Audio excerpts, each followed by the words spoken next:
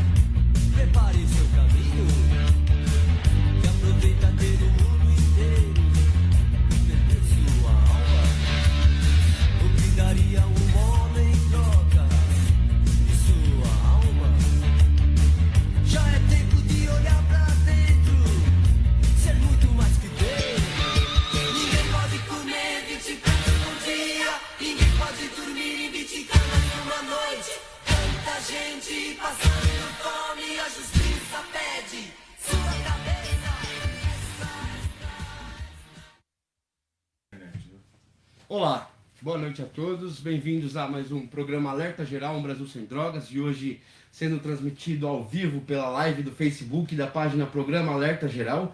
Também estamos ao vivo na página do Policial Correia, vocês podem acessar. Primeiramente, os nossos agradecimentos aí à comunidade terapêutica Filadélfia pelo carinho dedicado e por todo o patrocínio, por todo o apoio que eles vêm oferecendo também.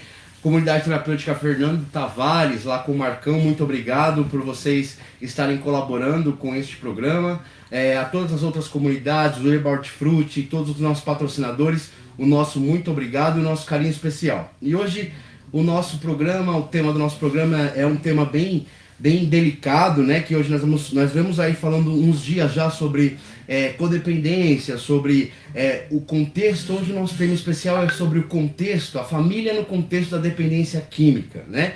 E hoje nós temos aqui um convidado muito especial, uma pessoa muito entendida no assunto, que é o Dr. Leonardo França, que veio aqui para nós, conosco, para está falando e expondo o ponto de vista da psicologia relacionado à família no contexto da dependência química, uma explanação muito inteligente e muito sublime relacionada ao tema. Acompanhem, participem, mandem suas perguntas. Vocês podem também entrar em contato pelo telefone 11 99825 8785.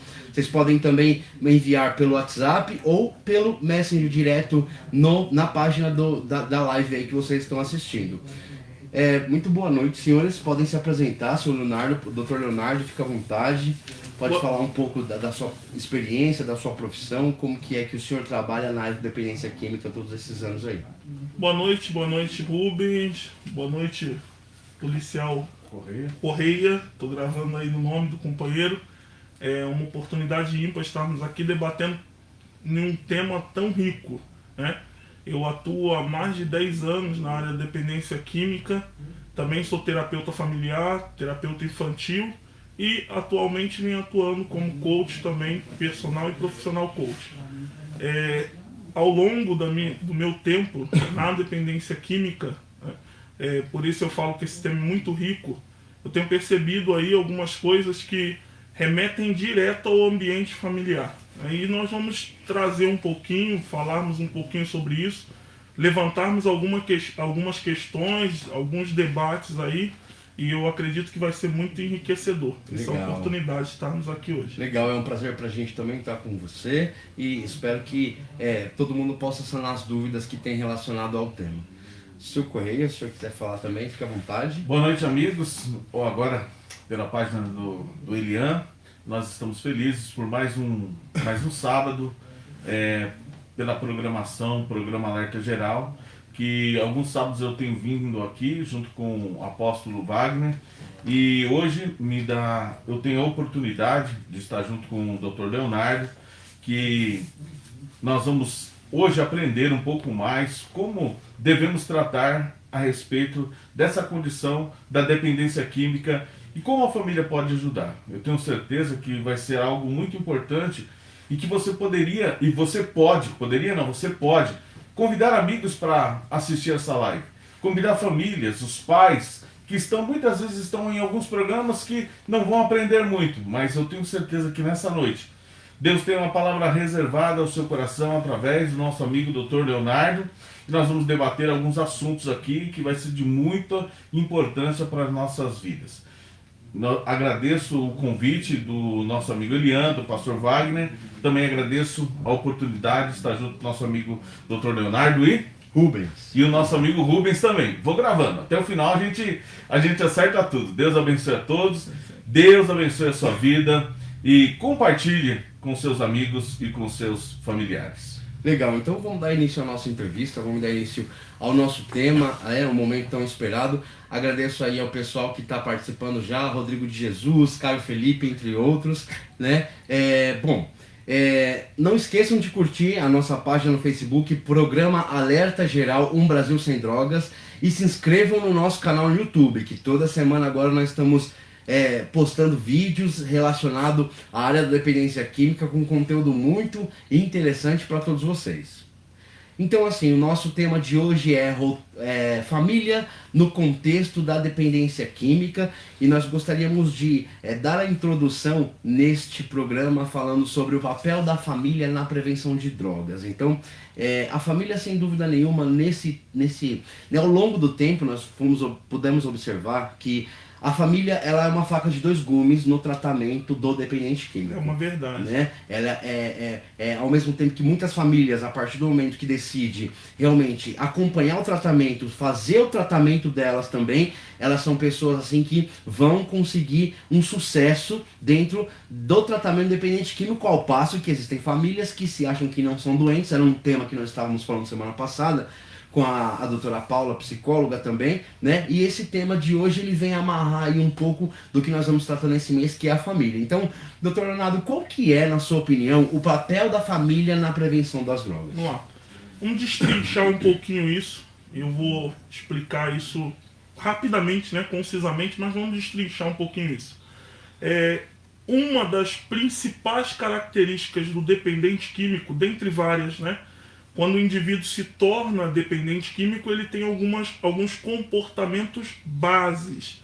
Dentre os comportamentos básicos que você percebe no indivíduo, na doença, um dos comportamentos é a dificuldade de término de processos. Ele não termina nada do que ele começa. Enquanto ele está na doença, na adicção ativa, ele não termina o que ele começa. Então, quando nós falamos, quando você coloca aí a família, como, usando a expressão uma faca de dois gumes, é uma expressão muito verídica. Porque esse indivíduo, ele adquire esse determinado comportamento. Ele não termina os processos que ele inicia. E aí ele iniciou um tratamento. Ele iniciou um processo. Você consegue perceber? E muitas das vezes essa família, ela vai lá e interrompe esse processo por achar que esse indivíduo está curado, por assim dizer. E então ela acaba reforçando esse comportamento nele. Isso nós estamos falando do indivíduo na doença, na adicção ativa. Porque você percebe que muitas pessoas têm uma profissão, têm uma educação formal, ela tem ali muitos processos que ao longo da vida ela concluiu. Mas quando ela se tornou dependente químico, um dos seus comportamentos mais fortes, dentre o repertório que ele tem, é dificuldade de terminar processos. E aí a família ingressa ele num tratamento. Eu acredito que vocês, por ter experiência muito ampla nessa área, já viu isso diversas vezes. 1 mês, 2 meses depois, o que a família vem? Interrompe o tratamento desse indivíduo. Então, nós estamos aqui, a proposta é o papel da família, né? A introdução desse papel da família na prevenção à dependência química. E eu falei que nós íamos destrinchar isso rapidinho, mas nós vamos destrinchar. Vamos pensar o seguinte, quando você entra num presídio, 99% das pessoas que estão ali, dos presidiários, se vocês forem conversar, ele tem o que nós, profissionais de saúde, que nós psicólogos chamamos de uma família disfuncional. Uma família que não funciona como deveria. E ele, de algum modo, tem ali uma desestrutura no ambiente familiar. Quando você entra nos presídios, 99% dos presidiários tem uma desestrutura no ambiente familiar. Quando você vai conversar, até como profissional, acolhendo o dependente químico, você percebe, dentro desse ambiente de dependência química, que 94%, 95% dos dependentes químicos que estão entrando na doença hoje, que estão se tornando dependentes químicos, eles começam na fase da adolescência, dos 12 aos 18 anos. na sua grande maioria, eles começam na fase da adolescência. Então, o que isso remete? O ambiente familiar. Sim, quando nós aprendemos e entendemos a multifatoriedade da dependência química, a gente acaba observando que a família, ela também acaba, direta ou indiretamente, sendo um agente contribuidor para a dependência química e por muitas vezes não é nem intencional, né? A falta de mecânica, a falta de dinâmica familiar acaba englobando e incorporando aí traços da adicção e acaba desenvolvendo, o indivíduo ele acaba desenvolvendo por conta de não compreender muitas vezes a própria dinâmica familiar, não é? Sim. Exatamente. Eu, escutando o Dr. Leonardo falar aqui, muito bem falado, e o Rubens também, eu trabalho numa área da Polícia Militar em que nós desenvolvemos um projeto de educação, que é o PROERD, onde nós trabalhamos com a educação para a criança de 10 anos e também para o adolescente. Então nós temos dois períodos. A criança, muitas pessoas me perguntam, por que fazer um curso para a criança saber qual é o problema das drogas com 10 anos de idade? Por quê? Porque essa fase é uma chave que está virando na criança. É uma chave. Certo. Doutor, é uma chave que dos 10 para os 11 anos, para os 12 anos, é um conhecimento para uma outra vida, uma vida adulta. Que é o que acontece na maioria dos casos, eu digo isso porque estou falando da prática, né?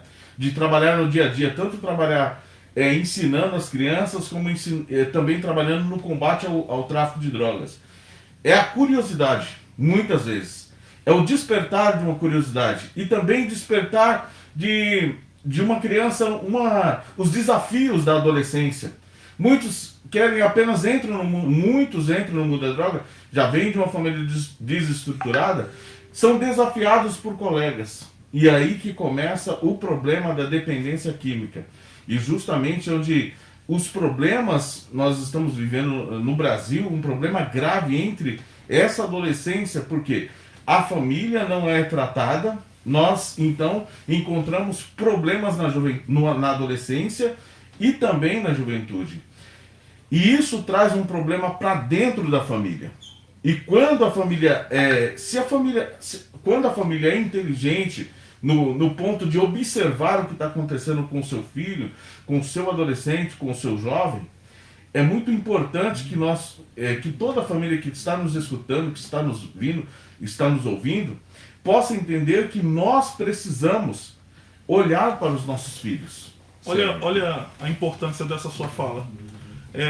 A polícia militar, que faz um trabalho lindo, excelente, a polícia do estado de São Paulo é uma polícia eficiente, de fato, vamos lá.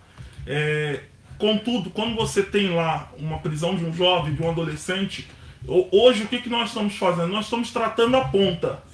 A sociedade como um todo, ela está tentando reprimir o efeito, as consequências. Ela pega o indivíduo lá e prende ele pelas suas ações. Nós estamos tentando tratar a ponta.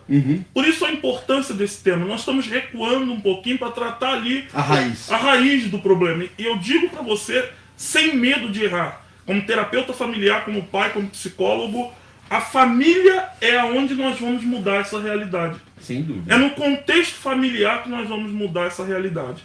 Então, aqui, ampliando um pouquinho isso, você vai dentro da família. Você vai dentro da família.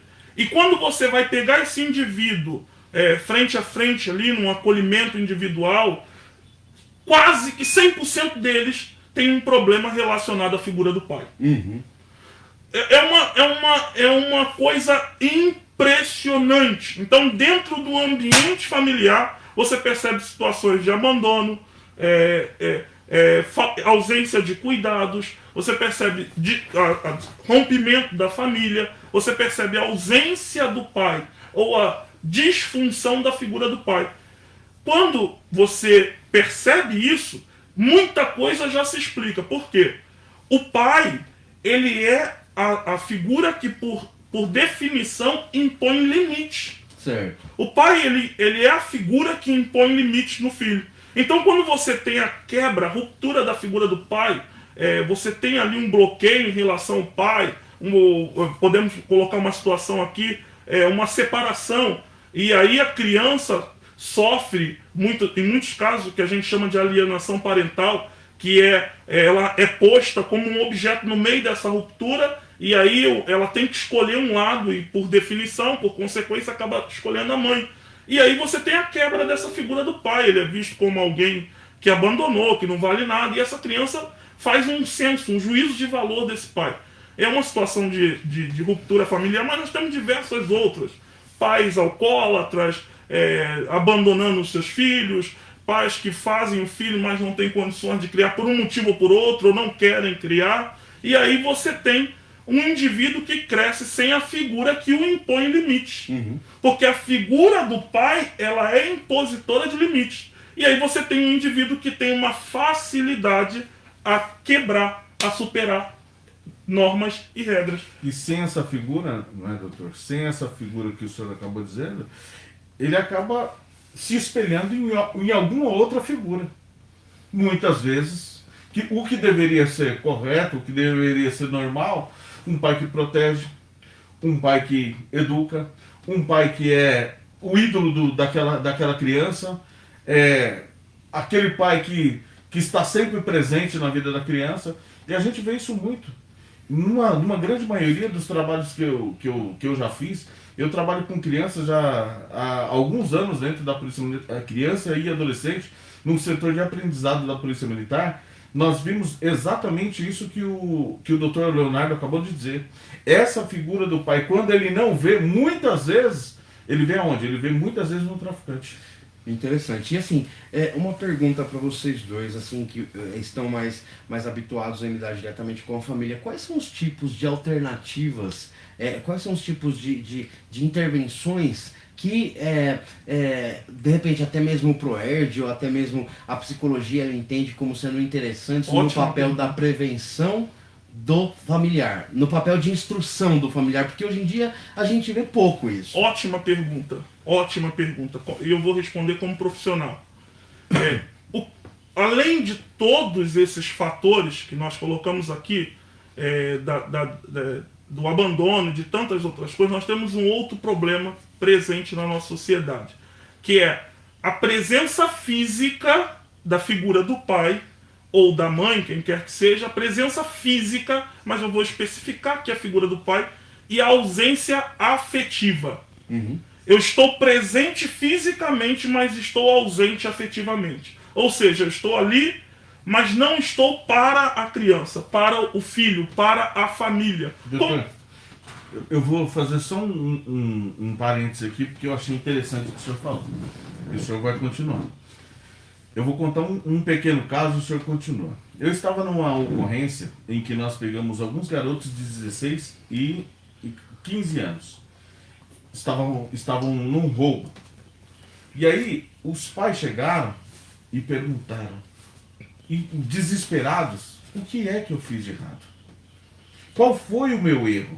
E aí começam a descrever o que eu fiz para ele. Né? Aí, eu assim, como eu sou pastor também de igreja, eu comecei a conversar um pouco com eles. Que a minha função também é de ajudar. Sempre nós precisamos isso, ouvir as pessoas. E eles falaram assim, eu saio 5 horas da manhã, chego 9 horas da noite. Onde é que eu fui? Onde eu errei, policial? Não falta nada para eles. Eu dou de tudo para esses meninos. Aí, às vezes o problema está aí, né? Por muitas vezes o problema está aí. Mas eu saio 5 da manhã, eu chego 9 da noite, eu e minha esposa trabalham. E onde esses meninos ficam? Aí o senhor continua. Então, por isso que eu falei que a sua pergunta, porque é muito importante, mais do que debatermos, darmos um norte. Encontrar a solução. Darmos um norte. É muito importante isso, muito importante essa sua fala. Nós temos o problema da ausência afetiva dos pais. Hoje, na geração de hoje, como nós estamos educando nossos filhos com os tablets, celular, netbook e internet. Filhos digitais. Né? Filhos digitais, perfeito. Eu vou gravar eu vou roubar essa fala só. Filhos digitais. Nossa, eu gostei muito disso. Vamos lá. O pai está ali e ele coloca um celular de última geração na mão de uma criança de 5, 4 anos, 6 anos, 7 anos de idade. Quando, na verdade, o que essa criança quer é estar com o pai sentado no chão brincando, nem que seja por 10 minutos. A criança, ela não faz juízo de valor pelo fato de você estar ali com ela, mas quanto tempo você está para ela. Certo. Não é estar com ela, é estar para ela. E nós temos uma geração de pais hoje educando a partir de celulares, tablets. Você compra um celular, dá na mão da criança para que ela fique lá no cantinho dela e você consiga fazer suas atividades. E aí você vai perceber o que a criança está assistindo na TV. Peppa Pig e aquela porquinha tão bonitinha falando assim, papai bobinho, quer dizer, quebrando, ensinando a criança a desrespeitar o pai. Você vai ver lá programas infantis de extremo sucesso, de muito sucesso, e eu vou citar um aqui, porque tá aí nos veículos sociais, e as crianças estão assistindo hoje, que é o Lucas Neto, que faz um sucesso imenso entre as crianças, e ali dentro do quadro, em que um dos quadros que o Lucas Neto apresenta chama-se Casar, Trepar ou Matar. Literalmente, ele chega para a criança, coloca algumas pessoas e pergunta se esse aqui você casa, mata ou trepa. E a gente compreende que existe muitos pais que sabem que as crianças assistem isso e não fazem a mínima. Né? Eles não sabem que a criança está aprendendo a casar, matar ou trepar. Porque eles não estão participando ativamente disso. É simplesmente uma ferramenta para que a criança fique ali. Então, nós temos o problema da distância afetiva. A família hoje está afetivamente distante. Não se senta mais na mesa. Se tornou muito frio esse relacionamento. O que acontece? Agora, nós trazendo essa seara para essa conversa, esse debate, como nós estamos indo... Por que alguém sempre diz assim, usa uma expressão antiga? No meu tempo era melhor. Nos tempos antigos não tinha isso. Mas por quê? Porque nos tempos antigos, geralmente, a mãe estava dentro do lar. Pelo menos a mãe estava dentro do lar. O pai chegava do trabalho e estava com o filho. Ou o filho ia com o pai para o trabalho. Muitas vezes eu fui trabalhar com o pai. Ia com o pai para o trabalho. E eu pedia para ir. Hoje em dia você não vê mais. Isso hoje você não vê mais. Você não vê mais. Então a presença do pai, a presença do filho, a presença da mãe dentro do lar, o que está acontecendo hoje? Nós estamos vivendo em uma sociedade, nós somos consumistas. Nós usamos um celular e nós queremos um outro celular que vai lançar amanhã. Exato. E todo dia a sociedade te envolve com alguma coisa para que você compre. E quando você vai comprar, você precisa trabalhar mais. E quanto mais você trabalha, você fica mais ausente da família. E o que causa isso? Qual é o problema? Isso é a raiz dos problemas da dependência química. A ausência, nunca vai ficar sozinho. Alguém vai chegar e vai suprir essa ausência. Daí aonde nós falamos, daí onde se prova hoje através dos dados de que a maioria, quase que na totalidade, a entrada no mundo da dependência química está na fase da adolescência. Porque ele não se encontra, aquele adolescente não se encontra dentro da sua casa. Ele não vê aquele ambiente como sendo acolhedor, aquele ambiente como sendo suficiente para ele. E ele se identifica num grupo de amigos. Uhum. E nesse grupo de amigos que ele se identifica, primeiramente tem o álcool, ali uma cerveja, um uísque, alguma coisa. De repente alguém introduz uma maconha e aí ele vai desencadeando toda essa. E assim, é muito interessante o que você falou, doutor. E o mais incrível é que o adolescente, ele não tendo em quem se espelhar, ele não tem, como o senhor disse, não tendo a família, não tendo a figura paterna, não tendo alguém que represente de fato uma referência, né? Porque nós acabamos entendendo que o indivíduo ele precisa de um filtro, ele precisa de uma referência para criar o seu mapa, para desenvolver a sua realidade do que é vida. E na falta da família, na falta da representação paterna e materna, da educação familiar, dessa raiz cultural tão válida e tão importante que hoje em dia está virando um celular, está virando a raiz cultural das pessoas, na ausência dela ele vai tomar como referência o amigo, vai tomar como referência o cantor de funk, vai tomar como referência aquele programa de televisão que ele está assistindo, e ele vai inverter o valor, ele não vai conhecer em nenhum momento o valor emocional, o valor sentimental que uma família tem. né? E aí, como o doutor disse, é a grande carência afetiva, a grande lacuna afetiva que Perfeito. acaba atingindo eles. Né? Eu tenho certeza absoluta que dentre os nossos ouvintes, né, isso é um quadro geral, nós temos famílias que têm a mesa em casa, mas não senta uma vez durante a semana a família reunida à mesa. Exatamente. Nenhuma vez. A mãe come na cozinha, em pé, sentado, o pai come na frente da TV, os filhos comem no quarto, com o celular comendo aqui na mesa e o celular ligado aqui exatamente. na frente. Então, você percebe o distanciamento afetivo da família. Então, é muito legal esse tema, é muito rico esse tema, porque o que nós estamos tentando mostrar aqui? Que existe um caminho tanto para a prevenção como para o resgate desses jovens. E esse caminho necessariamente passa pela estrutura familiar. Passa pela estrutura familiar.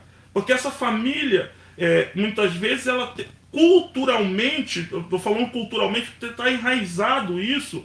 O pai sai para trabalhar, como o policial Correia bem colocou, a mãe sai para trabalhar, porque hoje não dá para um só suprir as necessidades da casa, tem que sair os dois. Então o que eles fazem? Eles vão suprir a necessidade dos filhos com bens.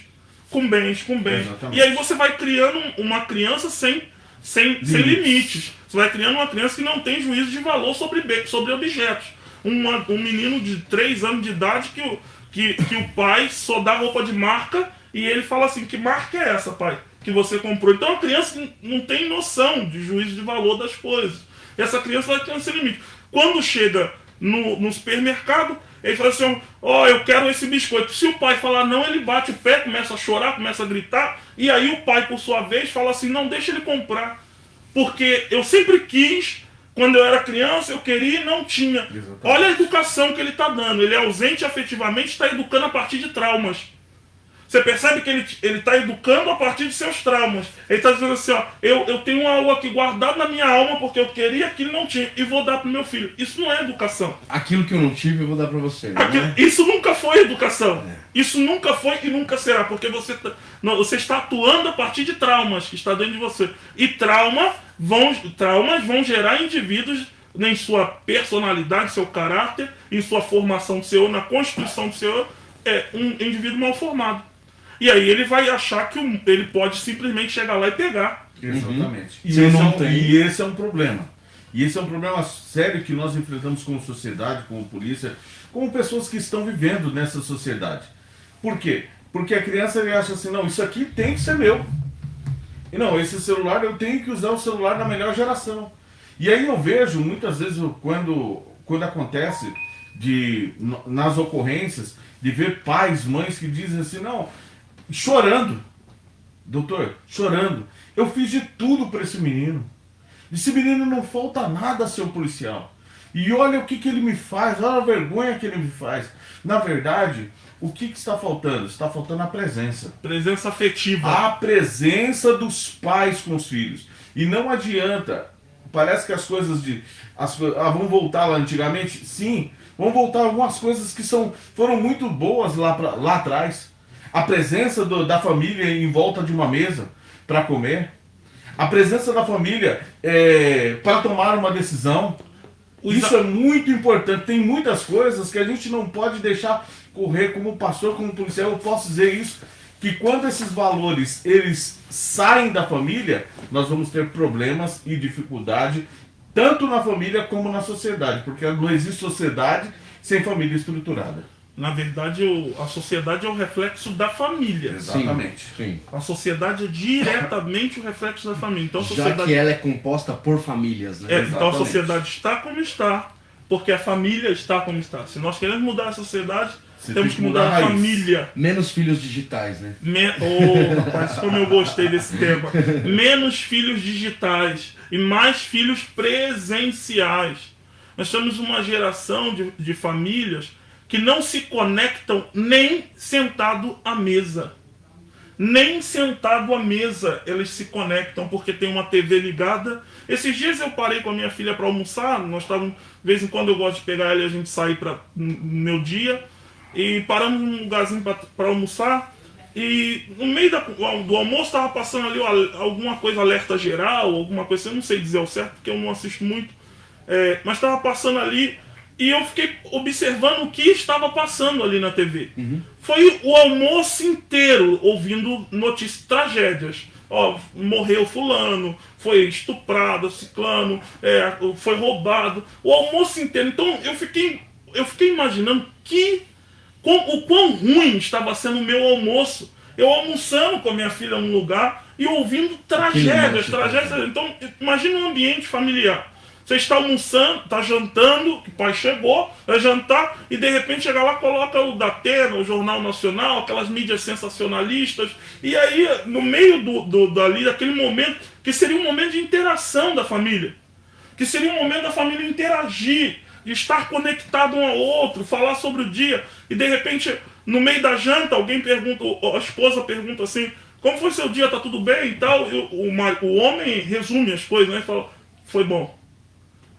Tá? E aí a TV ligada atrás, né? TV ligada atrás, passou um Jornal Nacional da Atena, tragédia, corre, o helicóptero, não sei o que, caiu, pegou fogo, não sei o que. Olha a mensagem que a família está recebendo no meio do seu momento de se conectar. E aí depois você percebe por que esse filho está desconectado da família. Por que esse filho passa 12, 16 horas trancado dentro de um quarto na frente da TV e a mãe não consegue controlar mais, porque ele está compulsivo em pornografia, porque ele está compulsivo em diversas outras coisas, em sala digital, porque ele está compulsivo em jogos. Nós temos geração de filhos agora que nós estamos chamados a atender, porque eles estão compulsivos em jogos. E aí você percebe que a família não conseguiu se conectar a esse adolescente. E aí quem se conectou a ele? O jogo, o amigo que está do outro lado. Assim como o policial percebe que quem se conectou àquele adolescente da periferia que não tem, muitas das vezes, a melhor, o celular melhor, o traficante, o dinheiro fácil, as mais amizades. Então, enquanto a família não se conecta a esse indivíduo, alguém vai se conectar. E a pergunta sempre eu como pastor de igreja, por alguns anos já, a pergunta sempre onde foi que eu errei? E na verdade, o erro não está tão longe. Na verdade, o erro está muito mais perto. Só que precisamos admitir e tratar o problema. Não, o pai não quer começar do início, né? A família precisa admitir. Como alguém admite, olha, realmente eu preciso de saúde. Eu preciso me tratar. Eu preciso ir para uma clínica de recuperação. Quando a pessoa toma essa decisão, ela entende que, olha, realmente eu estou doente e eu preciso de um tratamento, eu preciso que alguém me ajude. Enquanto isso não acontece, isso traz muito problema para a sociedade.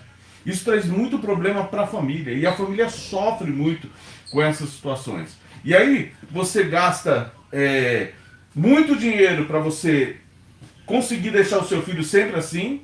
Você gasta muito dinheiro para você manter aquele filho com o tênis, o melhor celular, a melhor internet, que não pode faltar hoje, pode faltar tudo menos internet, na vida, né? Antigamente o pessoal ainda ligava, né? Não, ainda tinha ligação. Hoje em dia nem se dá um trabalho de ligar, eles mandam mensagem, é tudo por mensagem. Eu me lembro que quando nós adquirimos o nosso primeiro PC em casa, para a internet ficar bom, para conversar um pouquinho, ainda era o Orkut, no MSN, você tinha que esperar à noite. Aquele negócio. Era a internet de escada, né? Hoje nós temos tudo. Isso não é de hoje que isso vem destruindo famílias. Não é de hoje que isso vem trazendo problemas. Porque antes não tinha internet, mas tinha a ausência dos pais. Isso que é o importante. Pode existir internet, pode existir qualquer coisa, mas se o pai estiver presente, com certeza nós vamos gerar famílias melhores. Sem dúvida. Pode existir internet, pode existir coisa...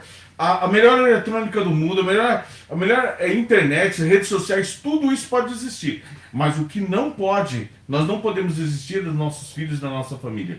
Porque isso vai trazer problemas e vai gerar, infelizmente, vai gerar lá na frente, talvez um dependente químico. Presídios. 99% traumas relacionados à figura paterna. Isso é um dado. Homossexualismo. 100%, se você for conversar, 100% tem um trauma relacionado à figura do pai. Nós estamos aqui julgando o indivíduo, nem a opção sexual da pessoa. Estou falando como profissional. 100% você tem um trauma relacionado à figura do pai. Dependência química, quase que na sua totalidade. Sim.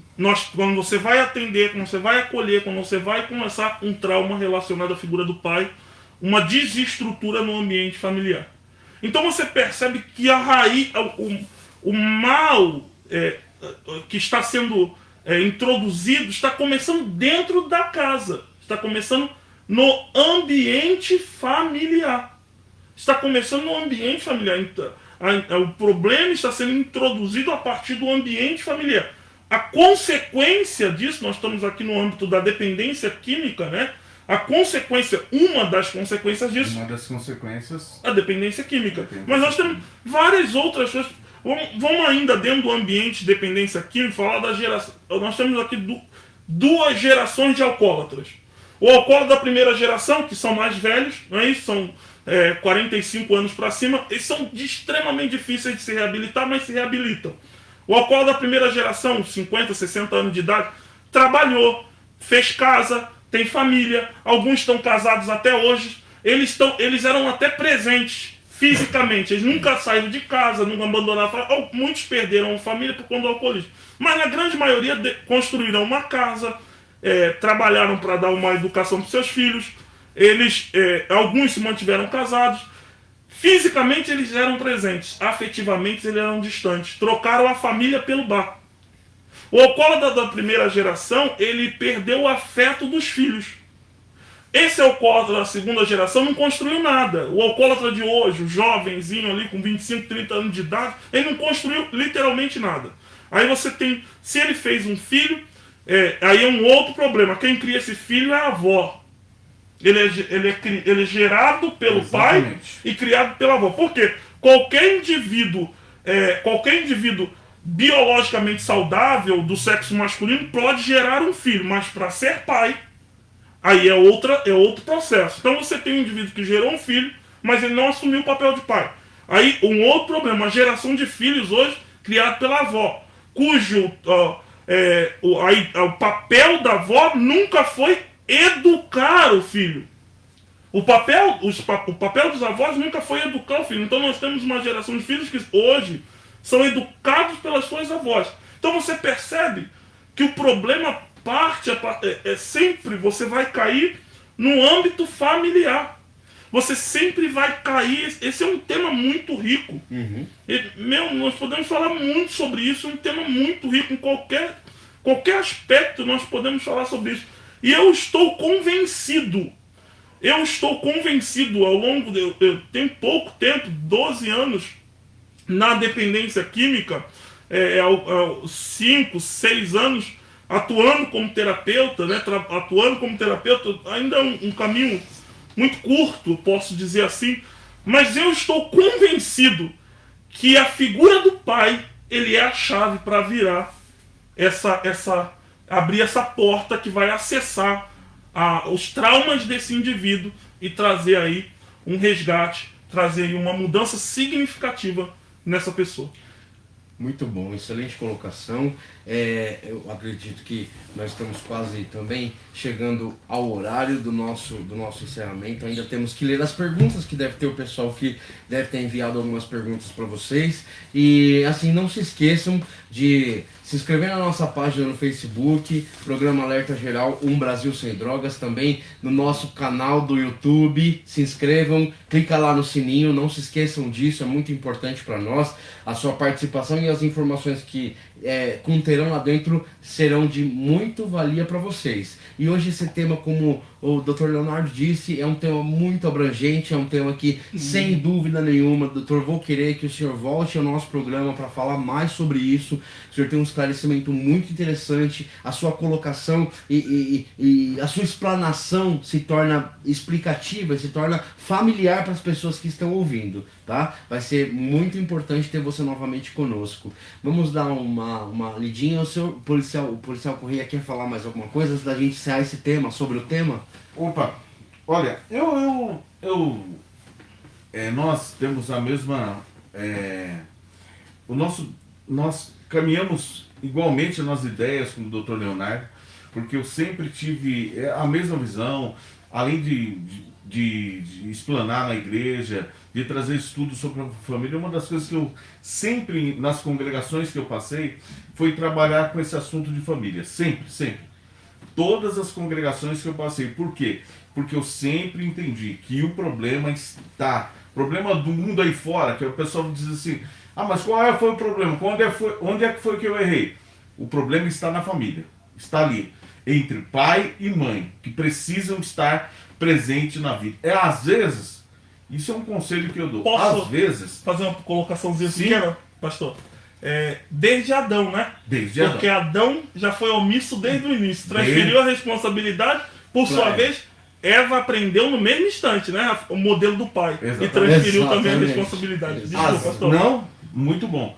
Às vezes a gente pensa assim, puxa vida, mas eu vou ganhar um pouquinho menos. Mas às vezes é melhor você ganhar um pouco menos. Mas ser mais presente na vida do seu filho.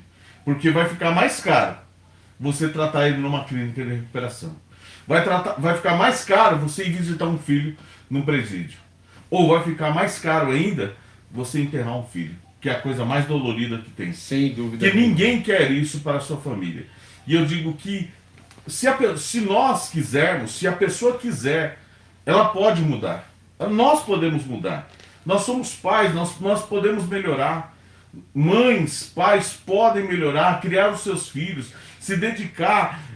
Se você optou por ter filhos, não se esqueça, eu digo sempre isso. Se você é jovem, trabalha com jovens, trabalha com famílias há muitos anos.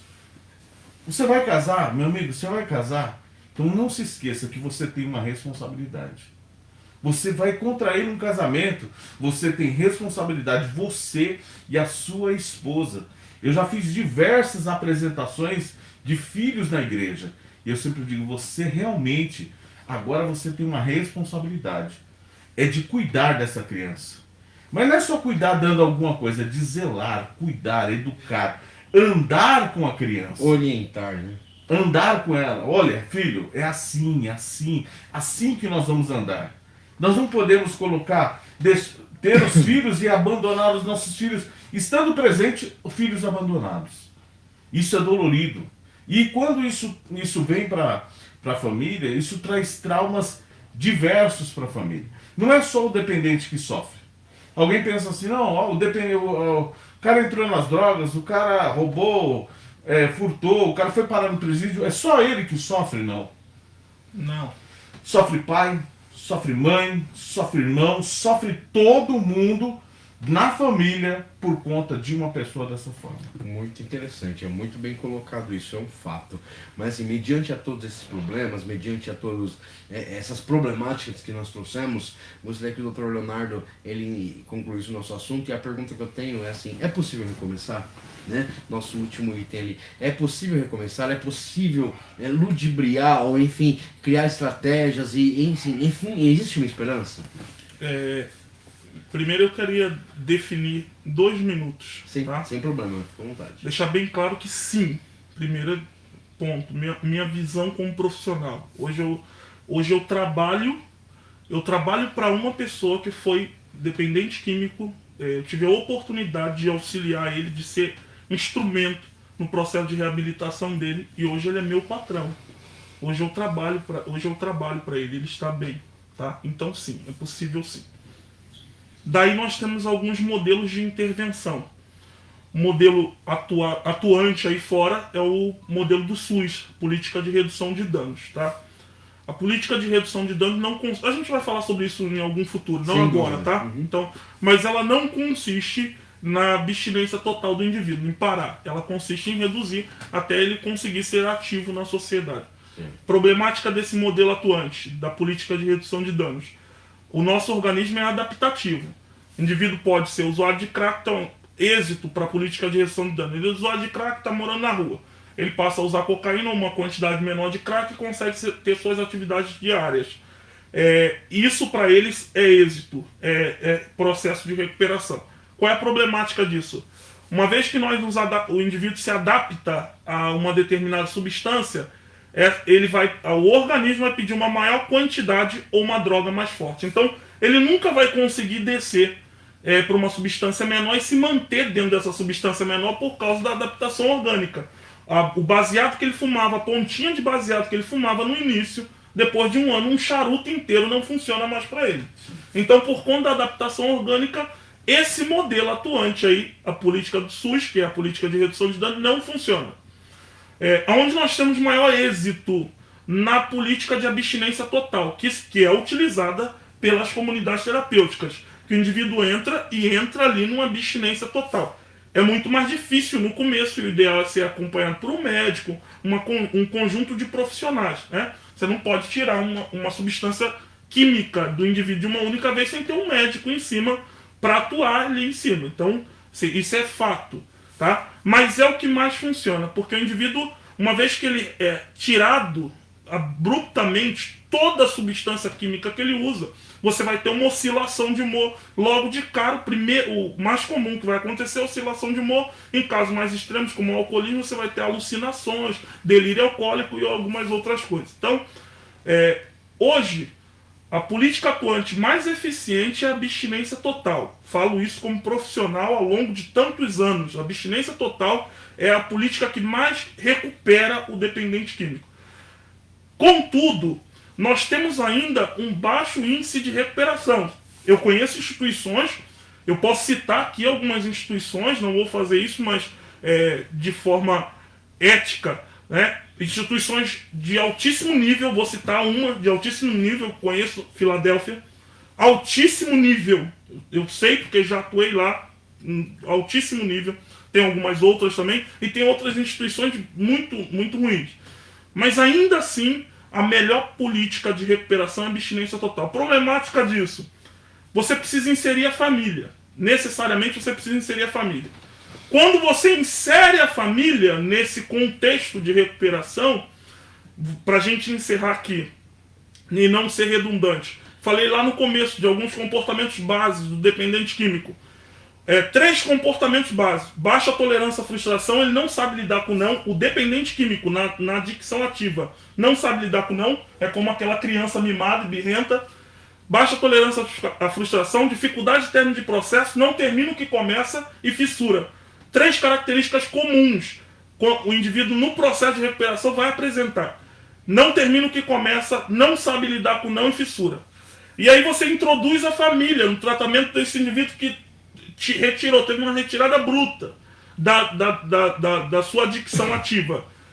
Aí ele tem um rebaixamento da fissura.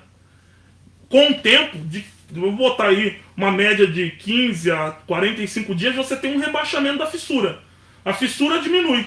Então esse indivíduo tem uma interlocução boa, ele fala bem, ele é dinâmico, ele é proativo, ele aprendeu muita malandragem tal, no mundo da adicção.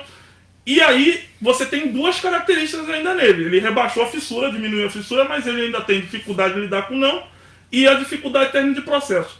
Você introduziu a família quebra o processo dele. A família retira ele do tratamento, a família continua reforçando como aquele menino que quer e não sabe lidar com não. Então a família vai lá, leva um celular, um tênis de marca. Promete carro E tal. Então você percebe como esse tema a gente pode falar isso aí, diversos programas, e seria muito bom para a família, para que a família fosse orientada e pudesse sim, eu acho que esse programa aqui, ele deveria ser a nível nacional, cara. Porque tem muitas famílias sofrendo com isso, sofrendo calado, e não tem orientação, não sabe o que fazer. Elas estão agindo pelo coração, e às vezes estão errando por amor, por excesso de amor, perfeito. Excesso de amor. Elas estão errando por excesso de amor. Então eu acho que esse programa aqui deveria ser financiado e reproduzido para o Brasil inteiro, para que a família fosse orientada. Nós temos que investir em programas como esse, que de fato educam, e não em programas que você vê lá, que distorcem valores familiares. Então, é possível sim. Muito obrigado pela participação, sou muito grato, muito rico esse trabalho, muito rico esse tema. É possível sim. Eu coloquei aqui o caminho como abstinência total, que é a retirada do indivíduo como o melhor caminho, isso como técnico, como profissional, a família como atuante nesse processo, e essa família precisa ser orientada para que ela não quebre o processo do indivíduo e possa permitir que esse indivíduo se fortaleça ainda mais. Muito bom. Eu entendo também o que o Dr. Leonardo falou, nós trabalhamos com 3 pilares nesse programa de prevenção às drogas, que é família, polícia e escola. Quando nós trabalhamos junto com esses pilares, Entende a importância. a sociedade junta, nós juntamos forças, então, e é coisa pequena. Você está tratando um dependente químico, esse dependente químico vem passar o final de semana com você, a família não pode fazer uma festa em que há cerveja, há bebidas alcoólicas, há cigarro e há outras coisas, a gente tem que falar, é a realidade. A família precisa ser uma coluna para ajudar esse dependente químico. Sem dúvida. Ela não pode dizer assim, não, vamos fazer uma festa aqui e vai ser tudo liberado numa festa como essa. Quem tem o problema é ele. O problema é o dele. doente é ele, Não, a família tem que ajudar. Eu já vi situações como essa, você chega, o camarada está numa situação, está tentando se libertar, mas não consegue. Eu acho que Jesus, certo dia, estava caminhando, e um homem, ele procura Jesus e diz assim, olha, Senhor, eu preciso de ajuda. Eu vou dizer isso nas minhas palavras, eu preciso de ajuda. O meu filho, ele está miseravelmente endemoniado. Eu não estou dizendo que droga é problema, não confunda, droga não é problema de demônio, não é isso. Mas eu estou dizendo como essa história aqui nos chama atenção, por quê? Porque Jesus, um homem, está precisando de ajuda, e ele reconhece o seu problema. E eu acho que uma das primeiras coisas que nós precisamos fazer como família é reconhecer que temos um problema, e que esse problema pode ser tratado. E não seja... eu tenho certeza que tem diversas pessoas nos assistindo. Não seja ignorante ao ponto de dizer assim, mas eu preciso procurar um psicólogo, eu preciso de uma ajuda médica, eu preciso de um psiquiatra. Nós precisamos sim. Porque se você bate uma perna e essa perna começa a inchar, você procura quem? Você procura um médico. Esse é um problema que é invisível, mas nós precisamos de profissionais da área para que nós possamos melhorar na nossa vida. Então, eu digo a você, como esse homem um dia procurou a Jesus, ele procurou ajuda, porque ele já não sabia mais aonde resolver o seu problema. Procure alguém, procure um profissional que seja um profissional sério, que possa te ajudar, uma clínica séria, uma pessoa que possa fazer algo diferente na sua família. Mas não adianta só isso. Nós precisamos tomar decisões na nossa vida. Muito bom, muito bem colocado. Muito obrigado pela participação de todos os senhores. Vamos dar uma olhadinha nas nossas perguntas, vamos ver se nós temos algumas perguntas. Rodrigo de Jesus, que participou com a gente no início do programa. Um abraço, Rodrigo. Deus te abençoe e te ilumine. Caio Felipe, obrigado, Caio Felipe, pela participação e por estar acompanhando a gente também. Sérgio Mateus, lá da Comunidade Terapêutica Filadélfia. Um abraço, Sérgio. Obrigado por estar nos acompanhando. Rosana Moreira Húngaro é a minha mãe. Um abraço, mãe. Obrigado por você estar assistindo também. Mamãe tá de olho. Claro. Tá assistindo. Anselmo Francisco, nosso editor de arte. Anselmo, um forte abraço. Muito obrigado pela colaboração. Carol Castro, boa noite. Rubens, mais uma live, arrasou. Obrigado, Carol, por estar acompanhando com a gente também. Joseph Souza. Oi, Joseph, um abraço também, muito obrigado por estar participando conosco. Dona Inês Pedrinho, obrigado pela participação. Programa Alerta Geral é nós mesmos, é o pessoal da produção. Vamos lá, vamos ver se tem alguma pergunta pra gente. Valdenise, um abraço, Valdenise, um ótimo programa, vamos ver. Dessa aqui, Joseph. Hoje é muito difícil de um pai e uma mãe deixar seu filho sem celular por um tempo.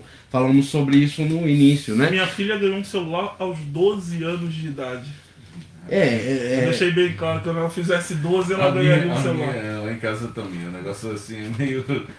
Lá a gente tem algumas regras que tem que ser seguidas, mas ser seguidas. É exatamente sobre isso que vocês estão falando. O papel da família é esse. Se eles querem solução, a solução é ser mais presentes, né? Como nós falamos no começo. E tem outra, viu? Minha esposa tem a senha das duas. Lógico, é fundamental, porque às vezes a família não sabe o que está acessando, é perigoso. Não é assim, tem o celular e não. Mata, trepa ou caça. Não, exatamente. Lá em casa o negócio é meio apertado. Tem que ser. Comunidade Terapêutica Filadélfia, lá, o Pastor Wagner. Parabéns a todos, me desculpe por não estar com vocês, motivo de saúde. Oh, que Ele isso, avisou pastor. vocês, né? Com certeza, pastor. Tá tudo tranquilo. Vamos lá. Quem mais de outro? Foi a pergunta que ele fez. Olha lá, o Anselmo. Boa noite, parabéns pelo programa.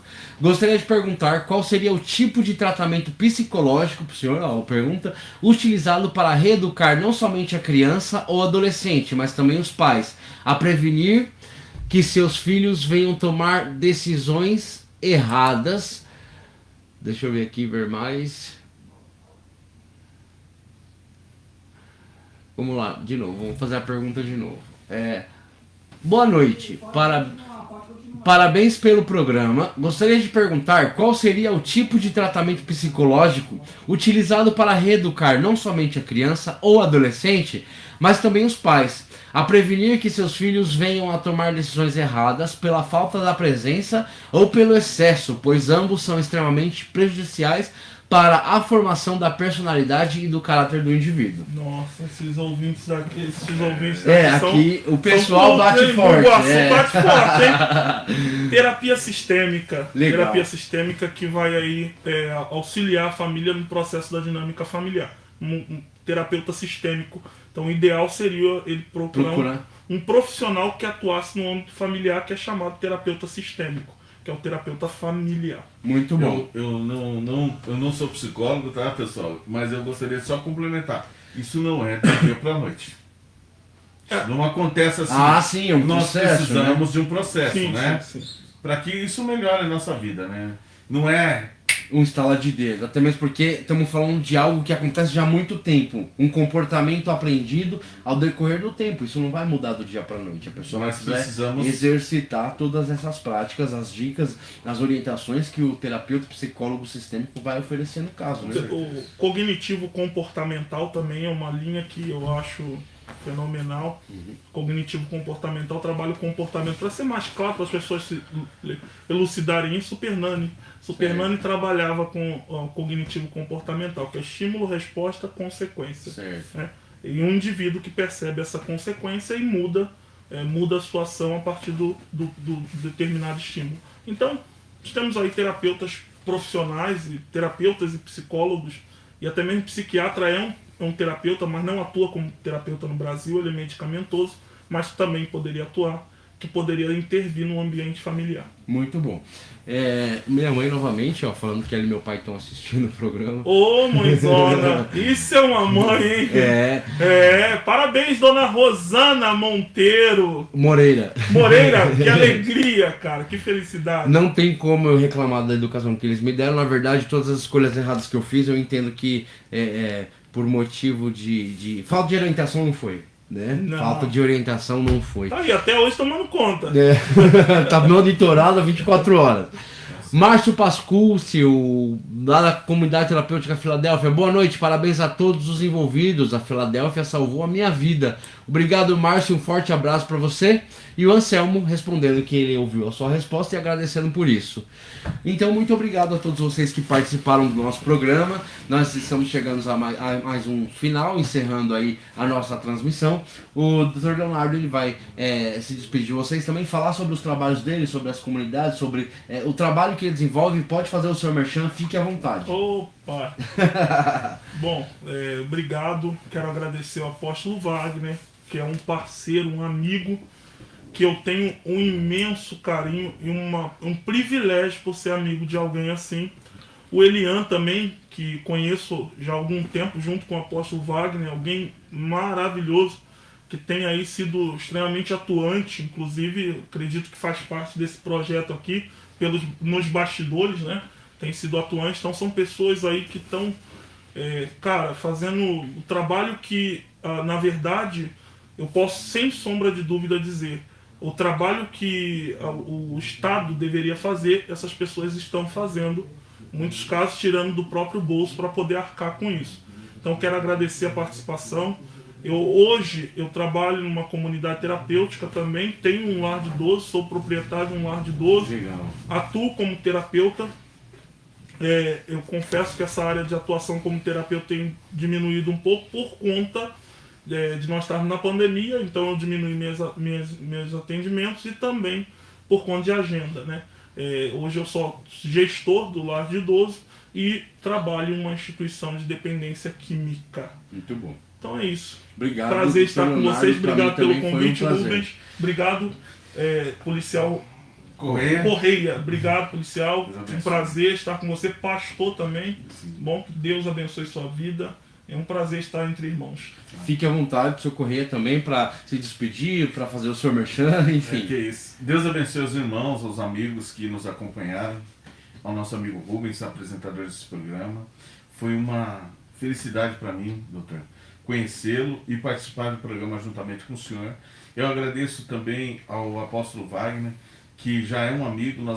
Eu estava atuando na igreja do Flórida e ele atuando na igreja de Filadélfia. Nós começamos uma amizade por estar próximos. Nós somos de denominações diferentes, mas o Cristo é o mesmo. Pregamos a palavra de Deus.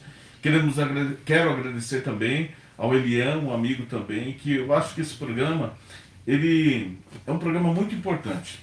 Em Bugaçu precisava de um programa como esse. O bairro do Flórida precisava de um programa como esse. Então, agradeço aos irmãos, aos amigos que estão na página do Elian, aos amigos que estão na página do Policial Correia. Deus abençoe você. Vocês que estão comigo, estão observando nossos trabalhos, que você possa ter uma noite abençoada por Deus. E não se esqueça, não desista, tenha fé. Em Jesus há liberdade para a sua vida. Que Deus te abençoe e te guarde, em nome de Jesus. Muito obrigado a todos e até o próximo programa Alerta Geral, Brasil Sem Drogas. Até mais. Tchau, gente.